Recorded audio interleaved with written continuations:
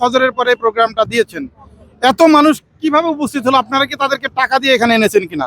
দেখেন, আসলে জামাত ইসলামী কখনোই টাকা দিয়ে কোনো প্রোগ্রামে জনশক্তি আনে না, বরং জামাতকে এই সব অনুষ্ঠানকে বাস্তবায়ন করার জন্য তারা নিজেরাই পকেট থেকে টাকা দেয়।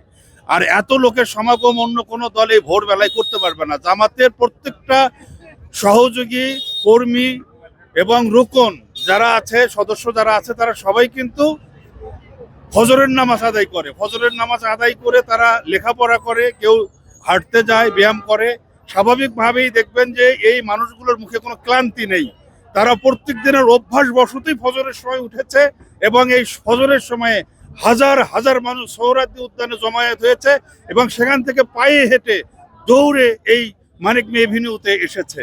এটা জামাতে ইসলামী, তারা অত্যন্ত স্বাস্থ্য সচেতন একটি দল। তারা শুধুমাত্র তথাকথিত একটি রাজনৈতিক দল নয়। একদিকে যেমন তারা 5 ওয়াক্ত নামাজ জামাতের সাথে আদায় করে, ফজরের নামাজ সহ, তেমনি তারা স্বাস্থ্যের বিষয়ে সচেতন, তারা খাওয়া দাওয়ার বিষয়ে সচেতন, তারা শরীরের ব্যায়াম যে করতে হবে এই বিষয়েও তারা সচেতন। এই কারণে অন্য কোনো দল এই ভোরবেলায় এত বড় সমাগম করা সম্ভব নয়।